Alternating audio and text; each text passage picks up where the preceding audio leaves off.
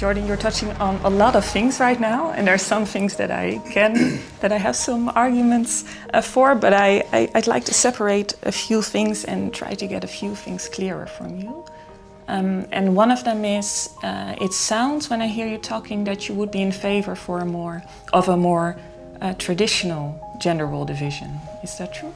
Well, no, not necessarily, but I'm certainly in favor of a more traditional familial structure. It's like, have some damn kids. What are you going to do with your life? You know, you've got your... What's the difference between a more traditional familiar structure and a more traditional gender role division? Well, you know, perhaps we can set it up so that men have the opportunity to spend more time with their kids. You know, now exactly how we're going to do that isn't obvious, because it seems to me that men are not well equipped to take care of infants under a year old. I don't see that they're good at that at all. That's been my experience and my observation. And your own experience? Well, no, my observation as well.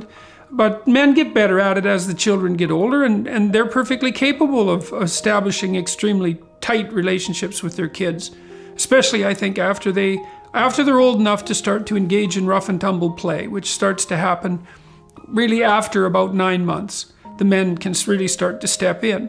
In my view, I think that for the first year of life, of a child's life, the woman's role is to take care of the baby, and the man's role is to take care of the woman and the baby, and to step in and to stop her from becoming exhausted, and to make sure that things go smoothly.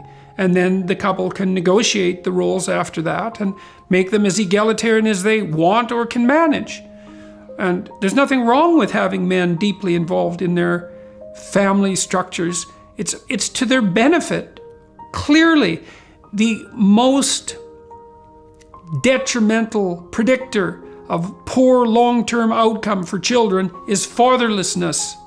And of course, that's something no one will talk about either, because, well, every family's the same and it doesn't matter if you have a father. Well, it turns out to bloody well matter a lot, because if you don't have a father, you're far more likely to become pregnant as a teenage girl. You hit puberty earlier. You're way more likely to be alcoholic. Your rates of mental illness go through the roof. And if you have sons, they're far more likely to be criminal, incarcerated, and drug addicted.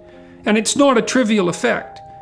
And so men are necessary in families, and the more time they spend with their children, proper time, the better. And so that's not exactly traditional. I'm not suggesting that women stay home with the babies constantly and have 10 of them while the men go off to work like they did 40 years ago, or say 60 years ago.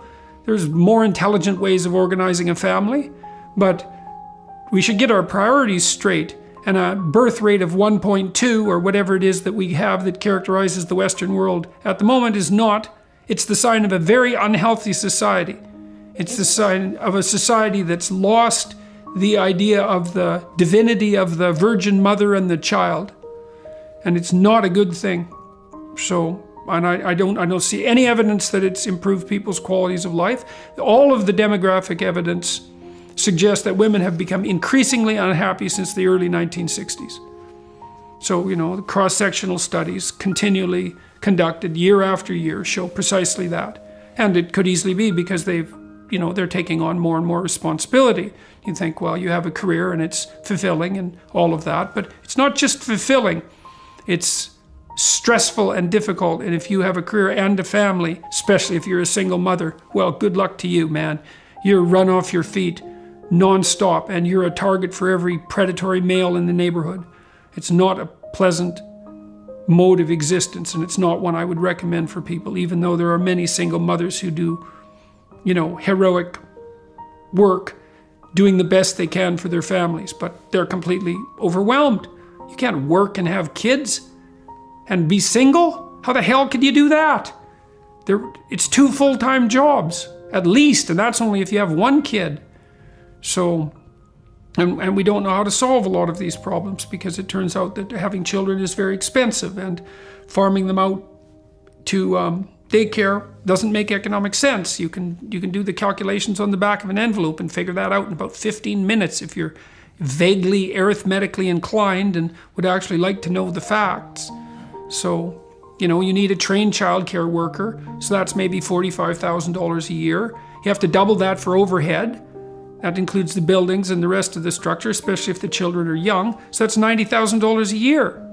Well, and then if you have young children, the largest number of children that you can place with a caregiver is 3, possibly 4, but if they're young enough, let's say 3, that's $30,000 a child. Well, that's post-tax money. Well, if you have 2 children, how many people make enough money to spend $60,000 a year having someone else take care of their children? And that problem isn't going to go away. You're going to hire untrained workers to take care of the children. You're going to have substandard physical infrastructure to provide them with. No one's figured that out economically. Well, the Scandinavians seem to have figured it out with cheap childcare or even state-funded childcare, and also a paternal leave that's divided. And what's their birth rate? Well, but why is that so important, the birth rate? Because it's.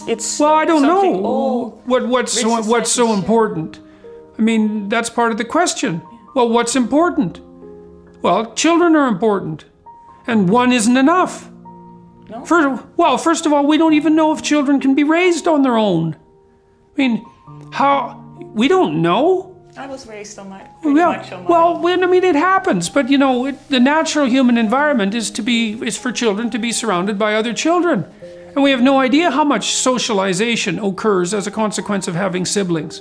You think, well, you're raised by your parents. It's like, no, not in a standard human environment. Mostly, you're raised by your siblings and your friends, and if you don't have any siblings, then what does that do to you? Well, you don't know, and no one knows. But it makes you different than you would otherwise be. I would say one of the things that it's likely to do is to make you substantially more narcissistic than you would otherwise be. And that's obviously no slur on you. But, siblings keep each other in place. And they teach you how to interact under very competitive conditions with other people. And they play with you, and they're role models for you. And, we don't know if a structure of 2 parents and 1 child is stable or healthy. We know nothing about that. And my suspicions are that it's not, because children need other children.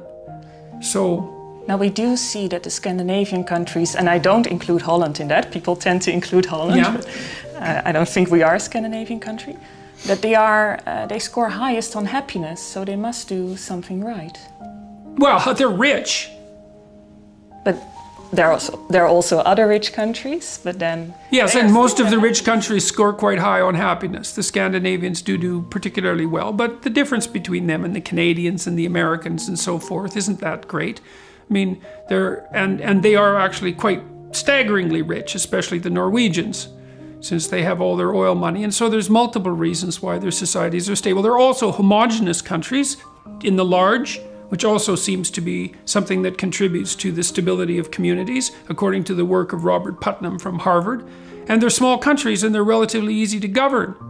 And so there's multiple reasons why the Scandinavians might be doing well. And their egalitarian policies are perhaps part of it, but it takes careful analysis to pull those things apart. Yeah, and measuring happiness is no straightforward thing either. And I would say that their alcoholism rates are relatively